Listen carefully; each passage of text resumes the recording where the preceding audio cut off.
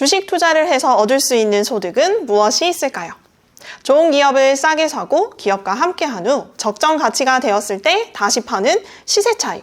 그리고 두 번째는 바로 오늘 이야기할 배당금입니다. 오늘은 배당금과 관련된 용어들을 한번 살펴볼 거예요.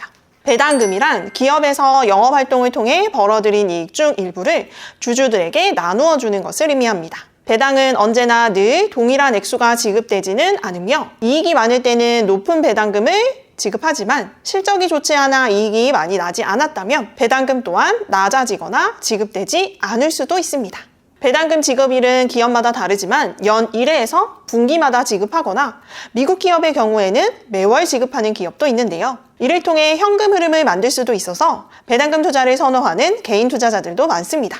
배당금은 내 계좌로 현금이 바로 들어오기 때문에 더욱 매력적인 투자 수단이 될 수 있습니다.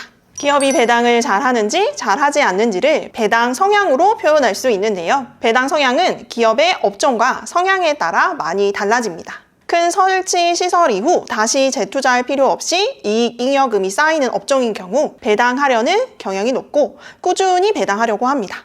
단 이런 업종은 충분히 이익과 손실이 예상될 수 있기 때문에 주식 가격의 상승의 속도가 느린 경향을 보이게 됩니다.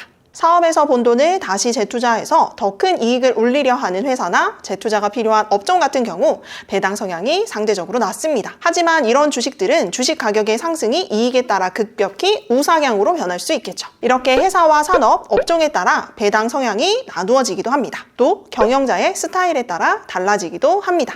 배당 성향이 높다고 무조건 좋은 것은 아닌데요. 벌어들인 이익에서 배당금으로 그만큼 많이 지출한다는 것을 의미하므로 향후 성장의 기회 여력이 줄어든다는 것을 의미할 수도 있기 때문입니다. 물론 재무 구조를 악화시키지 않는 선에서 높은 배당 성향은 그만큼 주주 환원 정책을 쓰고 있다는 걸 의미하며 투자 가치가 높은 기업으로 평가될 수 있습니다. 배당 기준일이란 주주가 배당받을 권리를 인정받을 수 있는 기준일. 즉, 주주가 배당을 받기 위하여 주식을 보유하고 있어야 하는 마지막 날을 말합니다. 배당 기준일에 매수를 해서 보유한다고 해도 배당금을 받을 수 있는 주주 명부에는 들 수 없고 주주로 이름이 등재되는데 2일 정도 시간이 소요되므로 배당 기준일 이틀 전에는 주식을 매수해야 합니다. 예를 들어 10월 30일이 배당 기준일이라면 이틀 전인 10월 28일까지는 주식을 매수해서 보유하고 있어야 배당을 받을 수 있습니다. 배당 권리 기준일에 주주 명부상 주식을 보유하고 있다고 해도 배당을 받을 수 있다는 의미는 아닙니다. 그 배당 권리를 가지고 있다는 것 뿐이지요.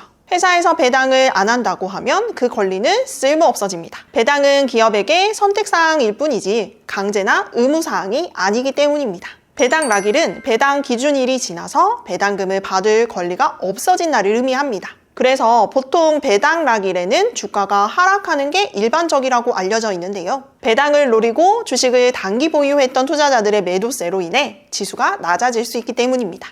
이는 전체 배당금으로 나갈 현금이 배당 전 시가총액에서 미리 빠져나간 것을 가정한 상태에서 주식이 거래되기 때문으로 볼 수 있겠죠.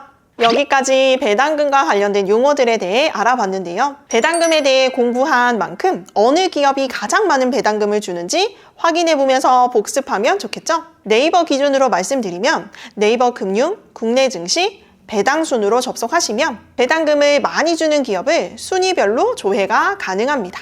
또한 본인이 사용하는 증권사 앱에서도 기업별 배당에 대한 정보를 확인할 수 있습니다. 더 궁금한 점이 있다면 금융 알려준 채널에 댓글로 남겨주시기 바랍니다. 감사합니다.